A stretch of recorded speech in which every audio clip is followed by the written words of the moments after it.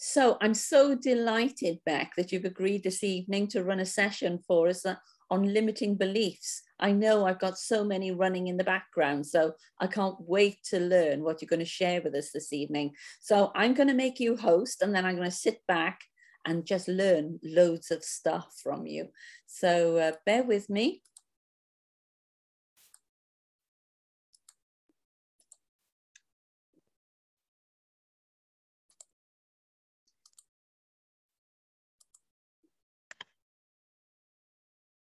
Okay. So I'm having a bit of a problem making you the host, Bec. So can somebody give me a tip of what might be doing wrong?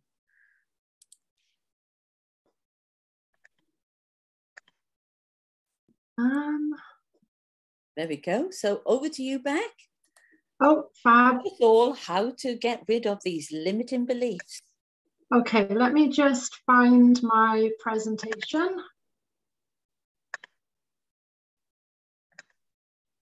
Okay, can you all see my screen? No. No? No? Okay, one sec. Have you done a share screen? Yeah. Can you see it now? Yes. Yay. All right. There we go. Okay, can everybody see and hear me okay? Yeah. Fab. Okay, so thank you so much for coming this evening, especially on such a glorious evening. And this workshop is all about limiting beliefs. And limiting beliefs really are exactly, sorry, my dog's just come in, exactly what they say on the tin. They are beliefs, negative beliefs that we have about ourselves that limit our potential. They can limit our success, our happiness, and they generally stop us from being the best version of ourselves. So they're often very, very deep rooted, and often we don't even notice that they're there. And that's essentially the job of a coach, is to spot the limiting beliefs for a client, to call them out and then work with the client on removing them so that they can achieve the things that they want to achieve. And that's really the aim of the session today. Hopefully by the end of the session, you will have a new positive, empowering belief. So I'm just going to move my screen. So tonight's session then, we're going to start off with a little bit of psychoeducation. Some understanding of the mind and how it works so that you understand where these beliefs sit. Then we'll move on to thinking about these limiting beliefs cropping up in business. And then, which is, I guess, the most important part of the session, is I really wanted to share with you an easy, actionable tool that you can use to start removing negative beliefs that you have. So there will be some time for personal reflection, and if you can have a pen and paper handy, that would be great. And then finally, we'll end on a high by sharing our new positive, empowering beliefs. Oh, I've gone backwards, wrong way. Okay, I just need to move you guys around on my screen. There we go. Okay, so this is a very simplified version of our psychological mind. It comes from Steve Peters. I don't know if any of you are familiar with the chimp paradox, the mind management model. Yes, there is. Yeah. It's an amazing book that's all about how we can manage our thinking instead of allowing our thinking to control us.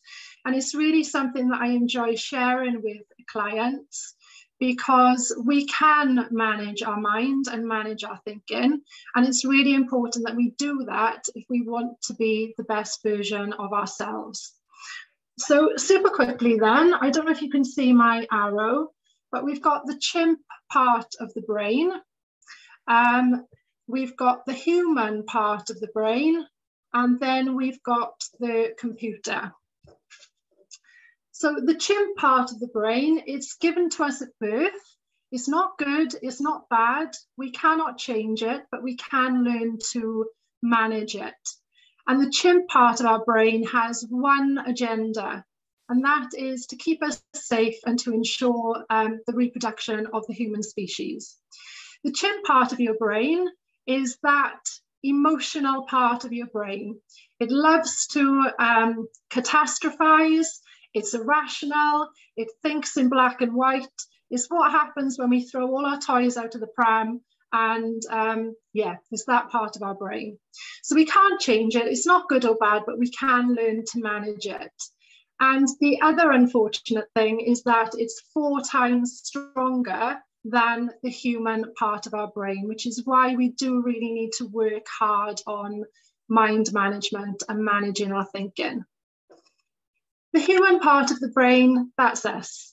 That's the rational part of us that can see different perspectives, it can see shades of grey. It likes to work on reason and logic, and that's really the most helpful part of who we are. Then we've got the computer, and it's referred to as a computer because this is where all of our programs are stored. This is where all of our automatic thinking and actions come from. And there are lots of different parts to the computer. So the first part you can see over this side, we've got the autopilot. That's all of the positive beliefs that we have about ourselves and all of our constructive behaviors and habits. And they go into the computer, they're programmed into our minds at any age. A lot of these behaviors are things that we just don't even think about. They're things that enable us to be a healthy, functioning human being. Then we've got the parts that we're looking at this evening.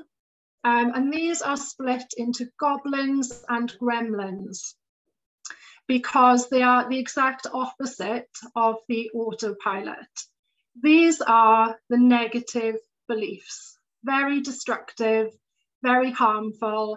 They like to get in our way and stop us from achieving all of the lovely things that we want and we deserve. They are called different names because goblins get programmed in before we are the age of 8 years old.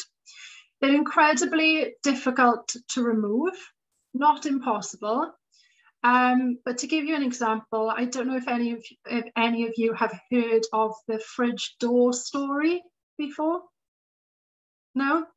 Okay, so this is a really lovely example of how these beliefs get programmed. So picture this. 6-year-old child comes home from school with a piece of art that they've created, and the caregiver, mum, dad, says, "Oh my gosh, let me see what you've got there. Oh, that's wonderful, you're so clever, you're so amazing, love you lots, let's put it up on the fridge." What the caregiver is programming into the child is that in order to receive love and respect and praise, they have to have achieved something to do that. And that program gets stored in the computer. In a different scenario, same child comes home, caregiver says, "Hi, how was school? Oh, wow, I can see you've got some lovely art there, but let's put that to one side for a moment and tell me about your day." Same praise is given. "I love you so much. I'm glad you've had a good day. Now tell me about this piece of art." The child says, "You know, this is what I created in school." Caregiver says, "Okay, what would you like to do with it? Let's put it on the fridge because it looks nice." Same scenario, completely different program is going into the computer. In the second scenario, that child's programming is, "I'm loved unconditionally. It doesn't matter what my achievements, I'm still loved." So these kinds of programs, as I've said, very deep-rooted, can be very difficult to change. Then we've got gremlins, which are still these negative, destructive beliefs, but they get programmed into our minds anytime after the age of 8. So quite often, negative beliefs about our body image get programmed in after this when we go to comprehensive school. quite often, actually, it's the words of complete strangers or people who are completely irrelevant to us will make a comment about something, and that just sticks with us. I had a really terrible public speaking experience when I was in university. It was awful. And then from that moment on, my belief was I'm terrible at public speaking, completely awful. And I've spent about 20 years working on it to change that belief that I had about myself. So negative beliefs, goblins and gremlins, they sit in the computer of our brain, and that's really where we are this evening. So if you've got some questions about this, I want to get on to the good part, which is the tool that can help. Maybe make a note of them, and then I'll come back to them at the end of the session. So I'm sure you're all familiar with this quote. She believed she could, so she did. I used to believe that I could never run a marathon or even a 5K. I knew that it was possible for other people, but for me, I thought it was impossible. Now I run at least one a year. So mindset and what we believe we can achieve is really, really important. And the reason I've brought this to the session this evening is because when we think positive thoughts, that leads to positive feelings, and positive feelings lead to positive actions. If we want to be successful in our lives and in our businesses, we have to be able to take positive actions. When we think negative thoughts about ourselves, we don't have to engage with them. If negative thoughts come into our minds, we can choose to just notice them, let them be, don't engage with them, and then feed ourselves positive thoughts. Because when we connect and we engage with our negative thought processes, they create negative feelings in our body. Feelings of lacking in confidence, low self-esteem, anxiety. And when we feel this way, then the actions, well, we go into fight, fly, or freeze mode. And none of that is helpful if you want to be successful in business. We need positive action. So how we think about ourselves is the first step to being successful. We're focusing on limiting beliefs in business this evening, although it's worth noting that the same beliefs exist in our personal lives and our business lives. Thank you to everybody who replied with their limiting beliefs. I'm not going to name them because I know that they can be very deep-rooted and very personal. But I think one of the common ones was the voice that says, "Who are you? Who are you, Bec, to dream this big? Who are you to have a successful business?" And I think lots of people can relate to that "who are you" voice that happens. Another one was negative beliefs around pricing. Things like, if I charge more, nobody will buy from me. Or if you're in a helping profession, you know, who are you to charge when you're trying to help people and benefit people? So there are always lots of limiting beliefs around money. And I think another one that came up quite a lot were limiting beliefs around social media and being visible on social media. And I know that that's one that I've had to deal with very recently, because my belief was, if I recorded myself on social media, then I was going to get negative comments. People would think negative stuff like, you know, what's she doing? Who does she think she is? And I just felt like I was opening myself up to a lot of negativity. But the new belief I have is that actually there are 7 billion people in this world, and some of them will love us no matter what we do, and other people are not going to like us no matter what we do. And, you know, I'm okay with that. And so changing my belief made me feel a bit more comfortable and a bit more confident to get visible on social media. So some other common beliefs in business are this one, and you can fill that blank with hundreds of different things. I'm not clever enough, I'm not skilled enough, I'm not liked enough, I'm not funny enough. And this idea of imposter syndrome, which is where we feel like we're a bit of a fraud. You know, I'm not skilled enough to be doing this, and people will find out that, you know, I'm not as good as they think I am. And I know that that's one that people struggle with a lot. And actually, imposter syndrome, from a coaching perspective, rather than trying to remove this, it's helping the client to get really good at imposter syndrome. Because actually, if you're feeling this way, it's telling you that you're in your growth zone, that you're trying new things, and that you're growing and you're developing. So it's actually good if you're feeling this way, and to get good at it rather than becoming afraid of it. The next one is this one, perfectionism, which is it's not good enough. And first of all, nothing is perfect. And what the research shows is that perfectionism isn't healthy striving. It's not us trying to be the best version of ourselves. It's actually fear of comparison and that thought of, oh my gosh, if this isn't perfect, what are other people going to think? So again, understanding nothing is perfect and ensuring, you know, you're just being the best version of you and improving, rather than being concerned with what other people are going to think. Hyperachieving, it's just not enough. And this one is quite common among women who feel they have to keep giving and giving more than they need to. Very high achieving people will always achieve their goals, but then they're always very quickly moving on to the next thing and never stopping to appreciate the success that they're achieving. Enough is never enough. This one comes up for me. There isn't enough time, money, resources, and it's the belief of scarcity.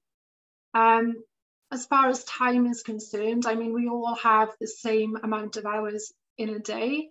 So it's really how we choose to prioritize that time.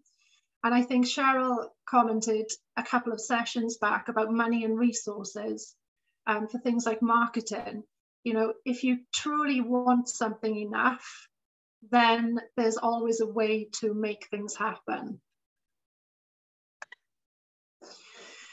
And then this one is a funny one, because this one can be a bit of a double-edged sword. This idea that sometimes we think we're not ready, and sometimes it can be because we're scared of failure. Or, you know, I'm just not ready and I might fail, so I better not take the steps that I need to take.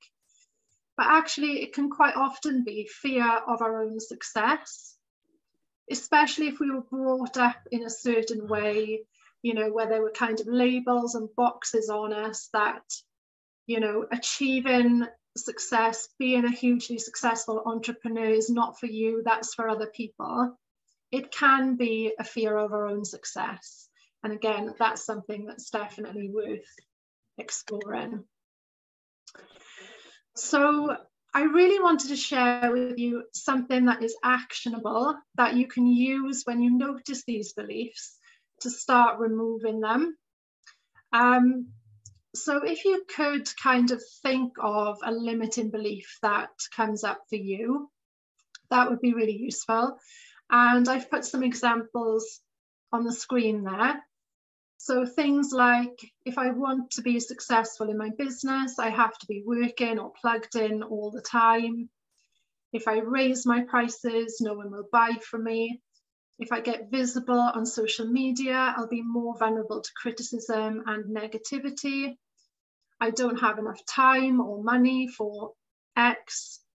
I'm so busy with my business, I haven't got time to exercise, see friends, whatever that might be.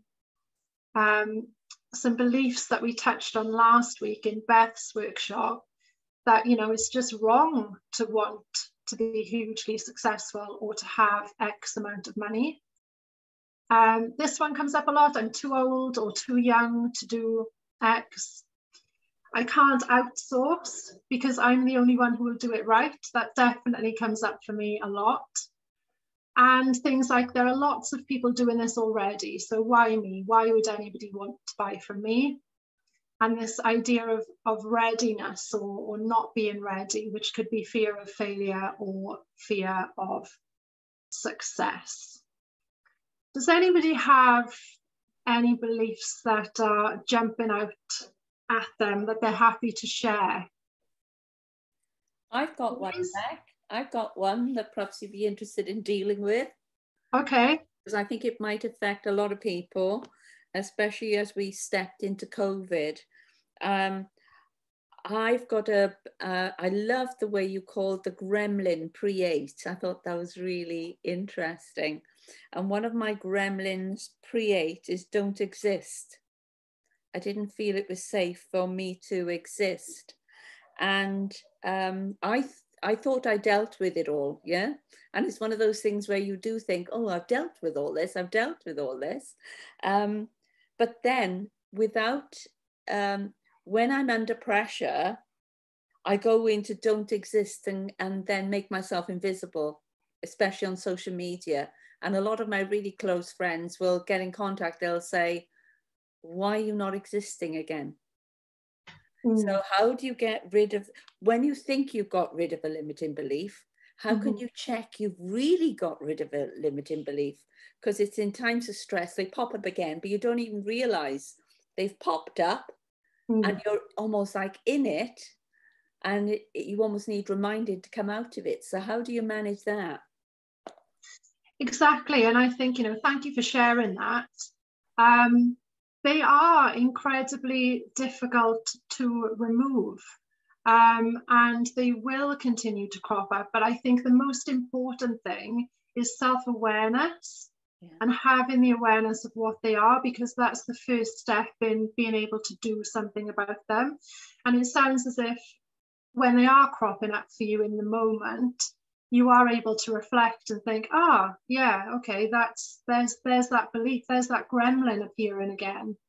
Yeah. And then, I mean, when you notice that, Cheryl, what does it make sense to you to do about that? What action would you take? Well, first of all, I think it's good for people to realize I can almost be a week in that limiting belief without me even realizing I'm in the limiting belief.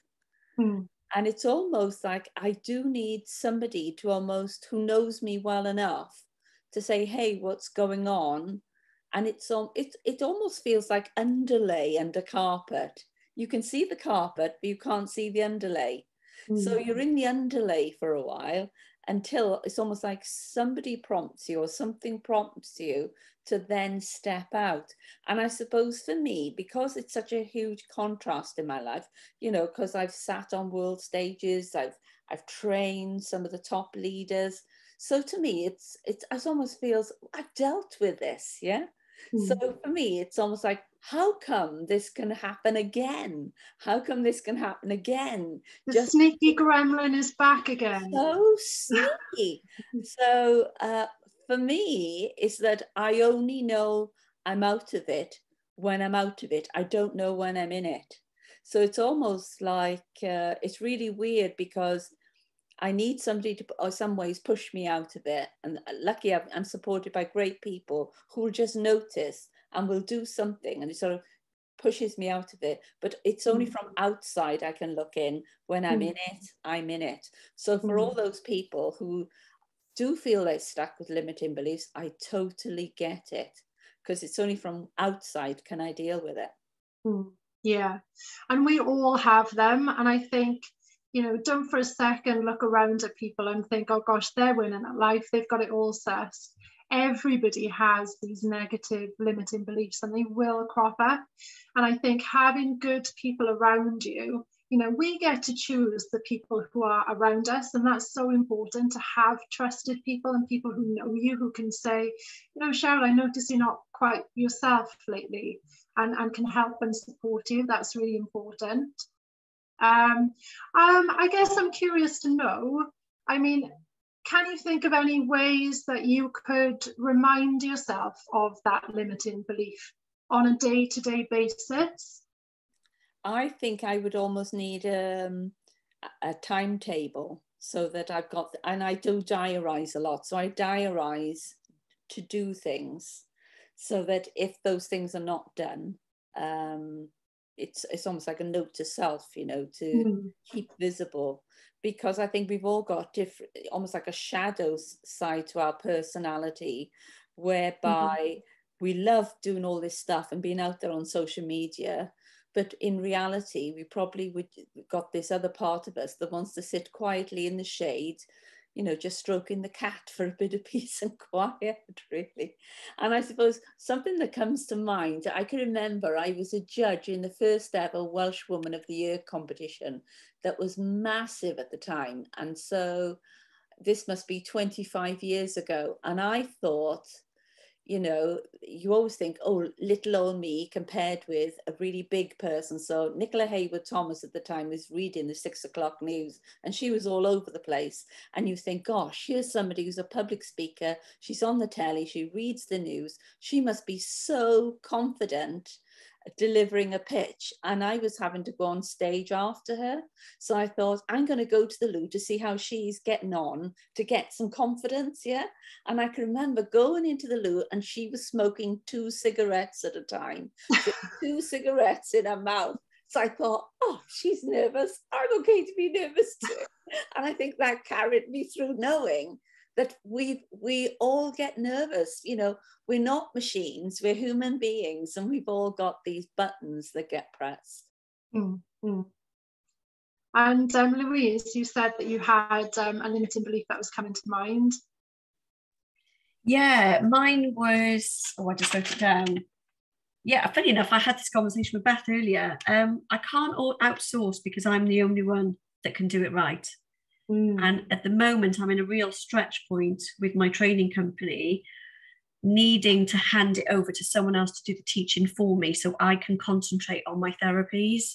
And it's so hard to find a trainer that I know that will do it right. And that it sounds so picky, but that person essentially becomes me. And I find that really tough, actually. And it's actually stalling me. And I'm super aware of it.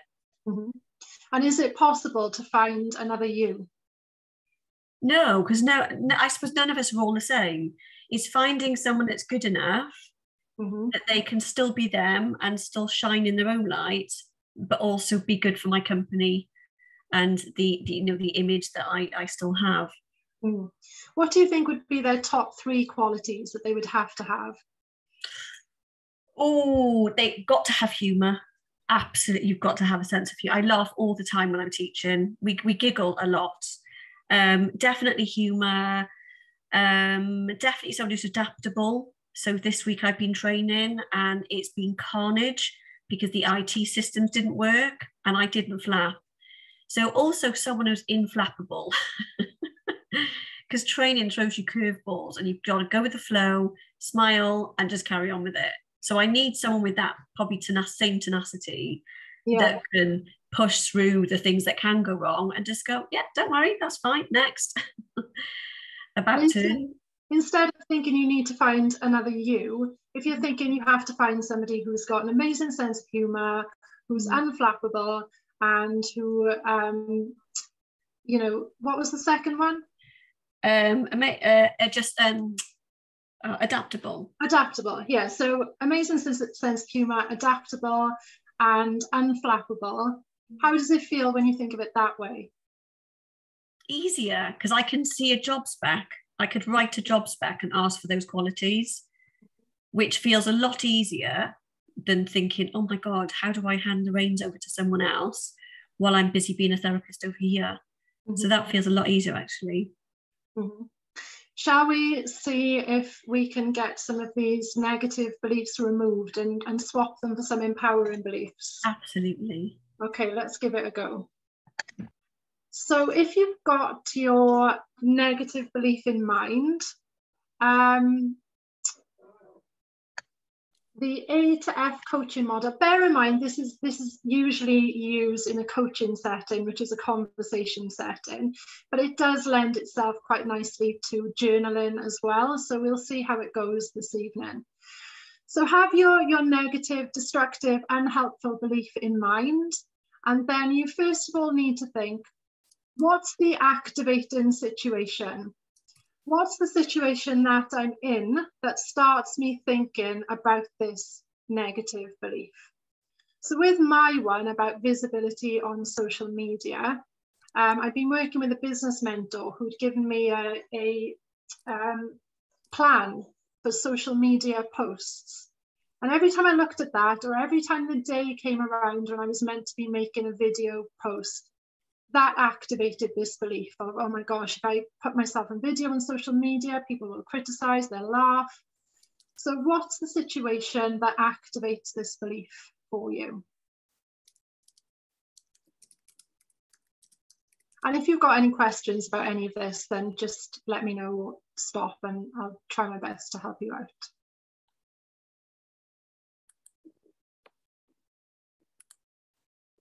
It might be more than one activating situation as well, but just try and think of that belief and think, okay, what gets this going in my head?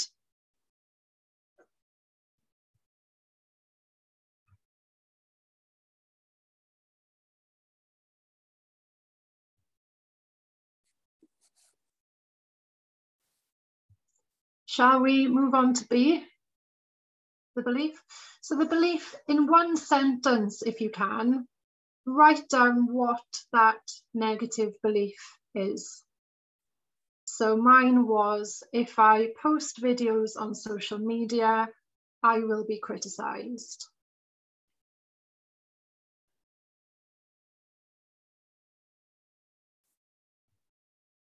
And don't worry at this stage if you can't kind of nail it down to one sentence. Again, in a coaching conversation, it's much easier to kind of have a discussion and explore it in a bit more detail.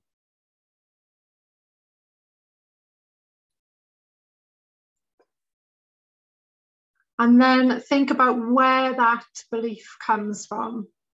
So with Cheryl's example, that belief goes all the way back to her young childhood. Where does my belief come from about social media?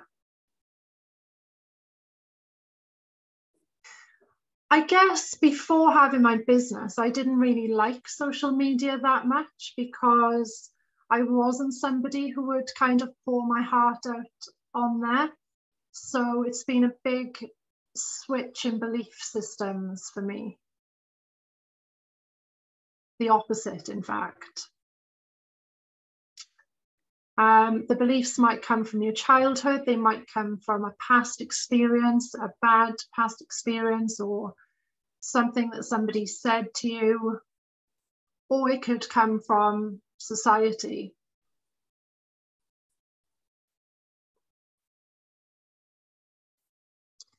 And I always say, hold your beliefs lightly because, it's likely that everybody believed in Father Christmas once. Maybe you still do, and that's fine. I do definitely believe in magic. But, until recently, most people believe that to be productive at work, you have to be in an office. So beliefs can very quickly change. Hold them lightly. Are you looking for an example, Bec, to flush through this model? What do you mean, an example? Are you looking for us to give you an example to flush this model through, an example?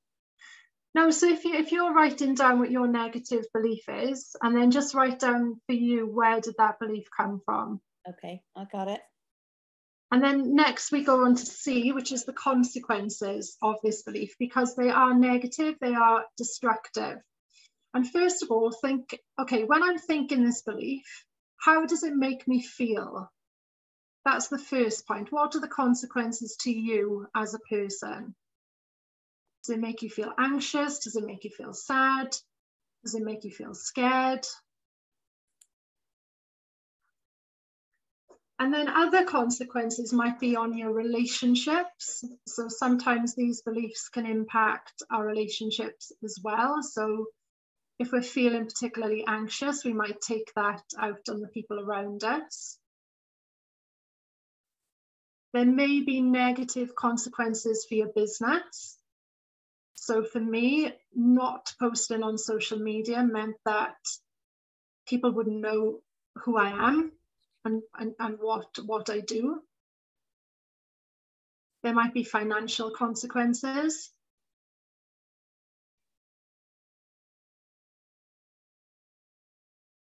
There might be consequences to your health, your physical health, your emotional health, mental health.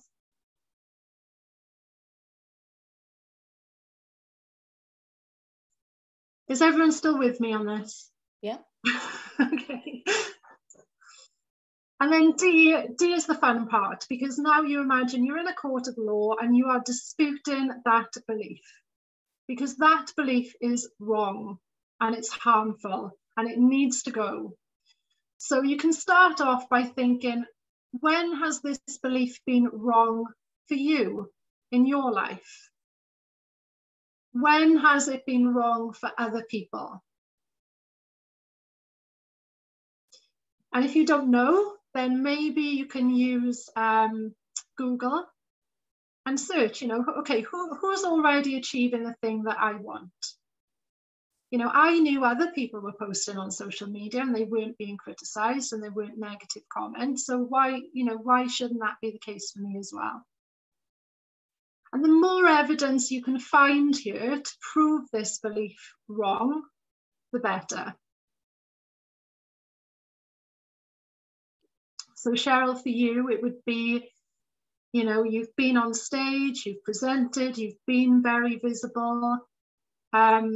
So your belief that, you don't exist is wrong. And you've proven it wrong. And it was so funny, on the morning of the TEDx, I had a word with this limiting belief. Yeah. I said, what are you going to throw at me today then? Yeah. And then I'd noticed that I had a ulcer at the tip of my tongue. Yeah. And when you're on stage, you want all the words to be on the tip of your tongue. And there was I turning up to do a TEDx with an ulcer on the tip of my tongue. So I immediately said to the limiting belief, is this all you've got to throw at me? If it is, I can deal with you. Yeah, that's a really good technique, is to say things like, oh, there you are again. Yes, there you are. Okay, great. I'm not listening to you today. And then this is where you can use all of the evidence that you've built up in this dispute phase to tell it that it's wrong. So you remember the last time I did this and everything was fine. So-and-so has done this. I'm fine. I love that story about the Black woman on the bus. And it was the way forward for Black people to mix with white people on public transport when somebody said, you shouldn't be mixing with the whites. And she took it upon herself that day to say, not today. I'm not changing seats today. And limiting beliefs for Black people traveling on public transport changed that day globally by a woman standing up and saying, not today.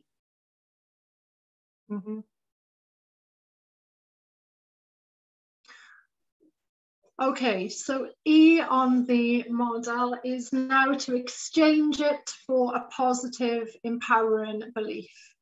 And that will be the exact opposite to the negative one that you wrote down. And this part, again, can be a bit tricky outside of a coaching conversation. So mine was something like, I can post on social media. Some people will like me, some people won't. I'm okay with that.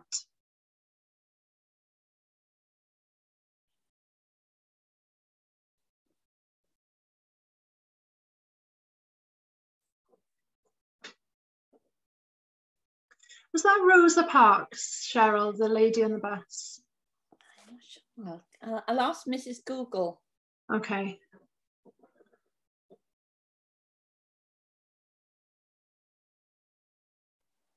Yeah, it was. Yeah. Do you think how many limiting beliefs there were around blacks traveling on public transport? And it took one woman to dispel all those beliefs by saying, not today. I think it's so powerful. Yeah.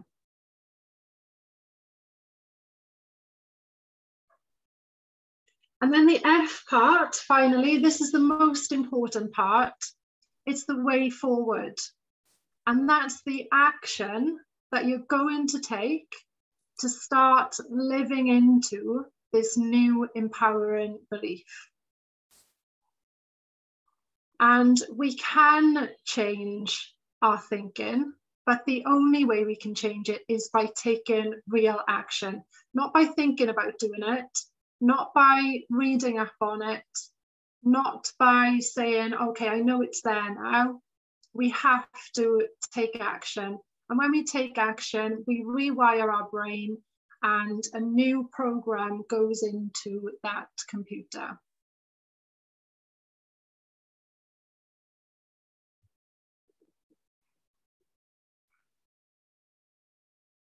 So maybe think of 3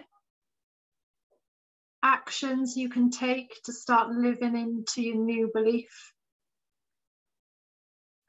Don't make them too overwhelming to begin with. They should be things that you can easily, confidently do.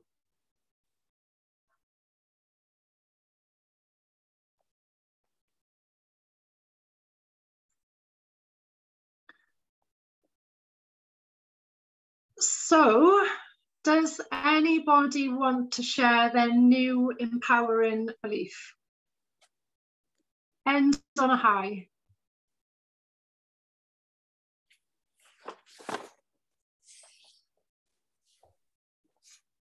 Cheryl?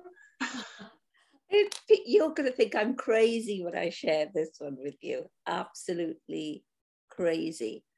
So one of my beliefs that extends from the don't exist is that I can exist as long as I'm helping others. Yeah. So when it comes to other people in Iron Woman, they have a journal. Yeah. You know, these journals. Yeah. So for me, I've been writing on scraps of paper because I think I don't deserve a journal, yeah, because I exist to help other people. Why should I have a journal? So this evening, I'm gifting myself not only a journal, but the hardback German version, which Yay. is super colourful and everything. It's not stupid. It's like, I'm just being totally honest. Yeah. That's lovely. So that's one action. When are you going to start writing in your new hardback journal? Tonight. You've all got journals. I didn't have a journal. I'm still writing on the scraps of paper. Crazy, isn't it? Oh, gosh, these limiting beliefs, they're crazy. Louise, would you like to share yours? Yeah, sure. So mine will be that when I get my new trainer on board, they'll be just as effective, if not more effective than me in the business. Wow, how does that feel? Oh, it feels so freeing. I'm already projecting forward. I can have some days off. I can't bloody wait. What are you going to do in your days off? Go for a spa. Nice. Nice. Go for walking. Get back to, I used to walk 40 miles a week and I haven't walked for months because I've been too busy to walk, and I love walking. It's my it's as close to me as oxygen, really, and I haven't done it, so my body's getting stiffer. It's not good for the soul. And when would you like to have your new trainer employed? By September, by the new term. Okay. Definitely. Amazing. Miriam? And you don't have to share, by the way, if you don't want to.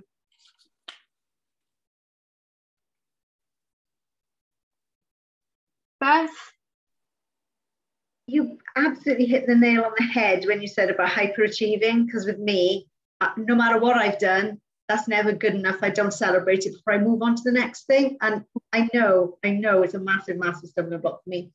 So I am going to start, instead of going, right, what's next, actually taking the time to stop and celebrate the thing I've achieved before I worry about moving on to the next thing. So I'm going to tell people the thing I've achieved rather than just rushing on to the next thing. And I think after I've hit that target, I need to spend a week every day praising myself for doing it. Amazing. And can we all help you celebrate? Please do. So? I've just had a breakthrough back. Okay. Thank you for taking us through that. That was amazing. And I have now gotten to the root of where my no one ever buys off me anyway, that limiting belief. No one ever buys anything from me anyway. Usually when things don't go to plan, which are work related, in relation to my personal soul work, my art and my design, the breakthrough is where the belief came from. So I was a very young girl working, but I was working, as far as I was concerned, on my dad's markets. I used to sell clothes at Barrier Island, funny enough, and obviously I've got a shop there now. I never thought I'd end up back there, but everything happens for a reason. And he used to take me to the factories with him and ask me to choose the styles, and he would then go ahead and purchase those styles. So in my mind, I pretty much decided that I was a partner in that business at 8 years old. And when we used to be working through the summers on the stalls, I also felt very responsible for the whole business. And he was always around, most of the time, but I was always with an adult. And I would ask different women, after they'd been looking at garments for a while, if they needed any help. And most of the time they'd smile, and they probably, looking back now, were a little bit endeared by this 8-year-old who genuinely wants to help them find their size. But I was very capable of doing it, and I did. But sometimes, every now and then, I would just be completely blanked by some women. And then they'd walk over to my dad would get involved, and they'd hand him the clothes, and then he'd take the money. And every time that happened, it felt like someone stabbed me, because I did the work. I made sure nobody was stealing anything. Like, in my little 8-year-old mind, maybe even as young as, I was there at 6, 7 and 8, to be honest with you, even younger maybe. I felt like that's my customer, and now they've gone. Like, why doesn't anyone take me seriously? Oh, I never sell anything anyway. Well, I had no idea that was where it's from.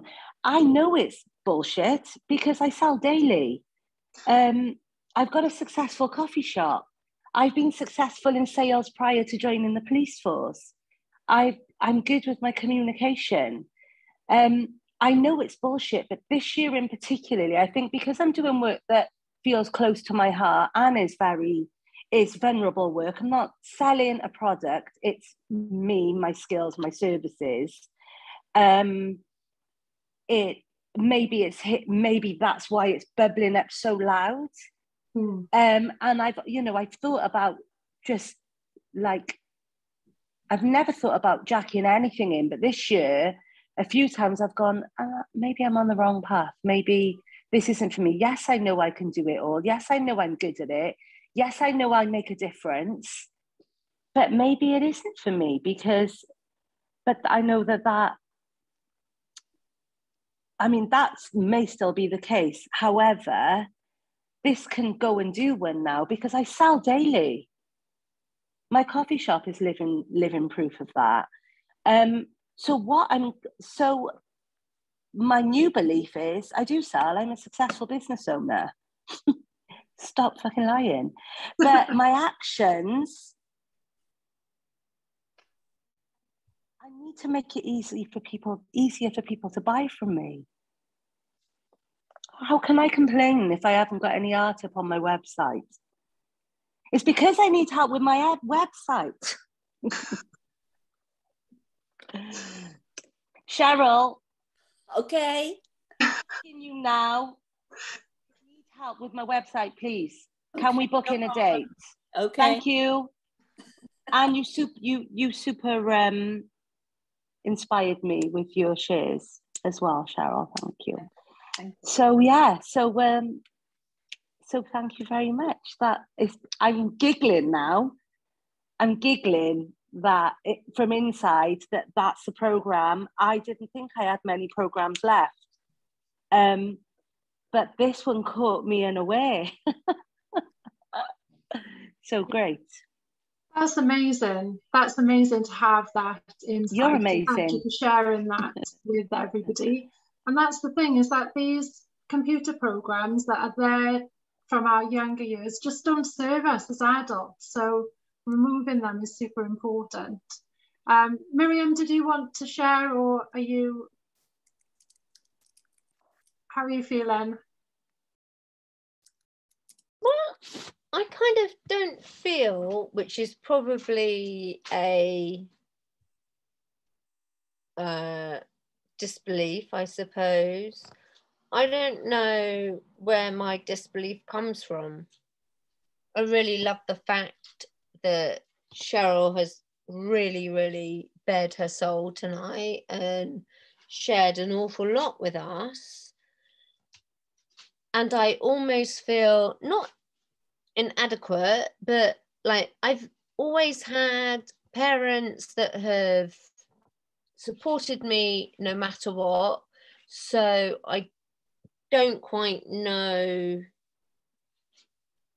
I don't know where my disbeliefs in myself are, because I know that my art can help people. I know my story can help people. I don't think that I have a belief that I don't deserve money. I don't know why I don't have any. So I don't know what the underlining story is there. I feel I'm quite open to people and to share my experiences. I don't know what my negative belief is. Does that sound... I don't want to sound smarmy or kind of, you know. No, I think it's honesty, and if you're not sure what that is, then that's absolutely fine.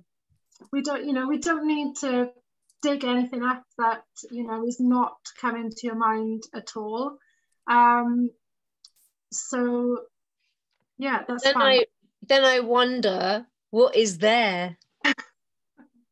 what gremlins and goblins might be there. Yeah, maybe. Especially if my dad is a psychoanalytical psychotherapist. Oh, wow. So I really look forward to having a walk and a talk with you, like we've got planned next week, to see if, like, I feel very lucky. I feel very privileged. I feel very, like, wow, I'm living in a wonderful place, doing what I really want to do. How I just need a little help with being successful with it. But, you know, I feel I haven't got a great big trauma that says I don't deserve it. I've worked, you know, kind of hard. I've lost my mum, and I am trying to turn that into a positive. Yeah. And you know, you have, listening to your story that you shared at the event, you know, you absolutely have. And it's interesting that you started talking about gratitude and how lucky you feel. And, you know, greatness and the secret to a happy life is gratitude. That is the single most important emotion that we can feel, is having gratitude for where we are right now. So yeah, I think it's really lovely, and thank you for sharing that. But if anything does crop up, then you've got the A to F model, and maybe, you know, do some journaling around that. And as I said, it's the action that's the most important part if we want to change these negative beliefs that we have about ourselves. And then, oh, I don't know what I've done now, but then just finally, so a 45-minute session with me is completely free, and then an offer for everybody in I Am Woman is a 90-minute breakthrough session for £95, which is usually £125. If anybody wants to take up that offer, then let me know. But, you know, 45 minutes, and, you know, I'm just looking forward to meeting you and having a chat with you. I'm not going to coach you, don't worry. But yeah, just meeting everyone and having a chat and a coffee will be really nice. I'm looking forward to getting to know everyone. Absolutely. So thank you so much for this evening. You've been a lovely audience. Thank you, Bec. Can you make me host again, Bec, so I can try. I can stop sharing, and right, making you host. What do I need to do? If you go up to my name and click on more. Oh yeah. Down. Oh, I can reclaim host. I've already reclaimed host. So yeah, thank you so much, Bec. It's been so lovely for me just to sit back and to really enjoy learning and sharing that learning with you all. It's been a fabulous evening. So I'd love to capture from everyone what their light bulbs of learning were and how are they going to put them to work. So over to you, Louise. Can you share with us your light bulb of learning and how you're going to put it to work? Yeah, absolutely. Thank you so much, Bec. So it's just so thought-provoking, and it's funny for me because I coach others, but I never coach myself. I don't think, well, we just don't, do we? And I've been stuck in my blind spot for ages, and just being able to put it on paper in a different way and look at what I need in a trainer has taken the onus off me. So it's been very sort of self-limited, really, because it's been around, you know, what if I can't get someone as good as me? And then you go through, that's a bit cocky, and you go through all that, the self-limiting talk that you give yourself, even wanting to have someone. So just to be able to remove it away and just ask for the 3 qualities that I would like in someone else has already made me step back and think, I'm just approaching it in the wrong way. You know, I need to look at what people can bring to the table and be even better than me. You know, I'm not precious about that. That's what I want. So thank you, because it's just made me step back and been stuck in my head, which is where I've been. Lovely. Thank you for sharing. Thank you. Fabulous. So over to you, Miriam. What have you got from this evening, and how are you going to put it to work in your business? My God, I've got so much from this evening, especially from all of you amazing women for sharing, like, and really, you know, just being honest and raw, and which is what I've always tried to be and has been judged for so long. But I think now in my 40s, I don't care anymore. But also in my 40s, I have met you women who are also embracing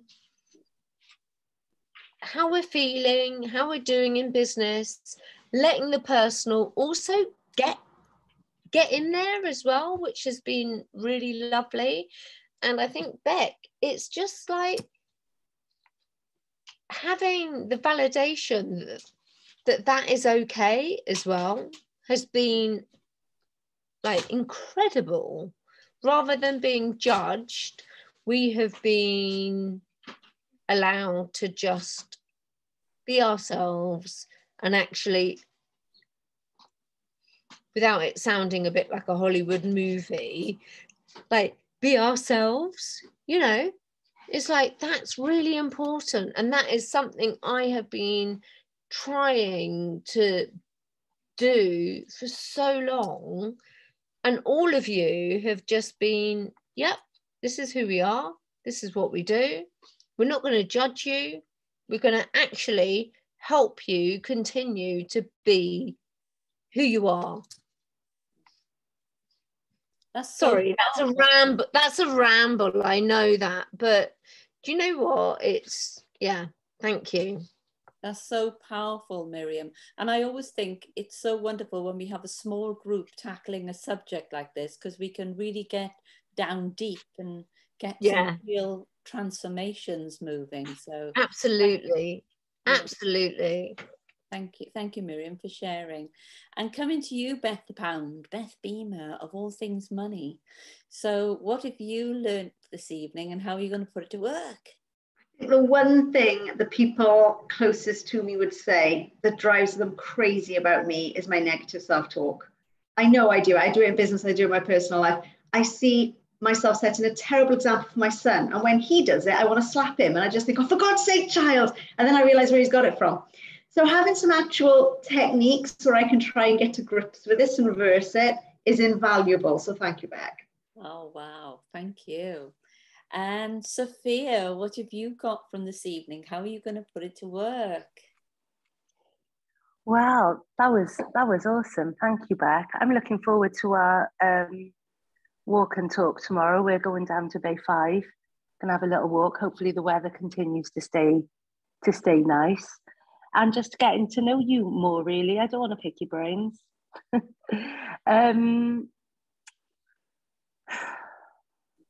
The thing about self-awareness, I think, I was in denial for about 39 years. Everything was fine. And it was, but I was great. It's once you know that you are not your mind, you can really get to work. And I think it's just a blessing to have what we have at this age and this time, and where everyone has access to learning different ways of being, different ways of thinking, different ways of feeling, or just allowing the feelings. And they're not seen as bad things anymore. And I think that there's always learning. You never know it all. You could never know it all. There's too much. We just know a snippet. And so to have an open mind and be able to be coached is a real blessing and a real gift. Because there was a time where I was fine. I was fine. No one could tell me anything. It's all fine. And just know it. So I'm patting myself on the back here as well, because it's not easy work. It isn't easy work. It can be gut-wrenching, painful. But once all those feelings are, out and felt and past, then what happens is we get the chance to evolve further along our journey, and better ourselves. And I think what we've all got in common is that we want to be the best version of ourselves. And this type of work just massively helps unpack those things that we've each got that we don't even realize we're running from, no matter how much of a level of self-awareness we have or haven't got, So yeah, I'm never going to say that I'm not taken seriously anymore, or that no one buys anything from me anyway, because it is a load of bullshit, and it comes from the 8-year-old little girl in me, or it did, that was screaming out to be treated like an equal from adult customers who were never going to really see me as an equal, because I was an 8-year-old kid. I should have been playing on the beach, not selling clothes on the market. Cheers for that, Dad. That's another thing you fucked up on. But anyway, so yeah, that's huge for me, and we'll see where it takes me now going forward. I'm excited. Thank you. Wow. Bec, there was such lovely pieces of feedback there. You know, people, you know, oh gosh, those words. I feel as though I want to see the playback just on all those wonderful words that people say to you, what you do and how you've transformed their lives this evening. So can we put our hands together for Bec, because that was an amazing evening. Thank you, Bec. So I'm going to give you the last word, Bec. So what would you like to, what should we all be doing this evening before we go to bed? Telling yourselves what amazing human beings you are. And that was a pleasure for me because of this virtual room that I'm in. So yeah, before you go to bed, just how amazing you all are, truly. Lovely. Thank you, Bec. And so look forward to seeing everyone this time next week online. I really don't know what the topic is, but I'm sure something will emerge. And I'm sure I'll hunt somebody down, or I'll jump in and cover a topic that somebody says they need some help with. So thank you, everyone. Have a fantastic week ahead and see you next Tuesday. Night, everyone. Bye-bye.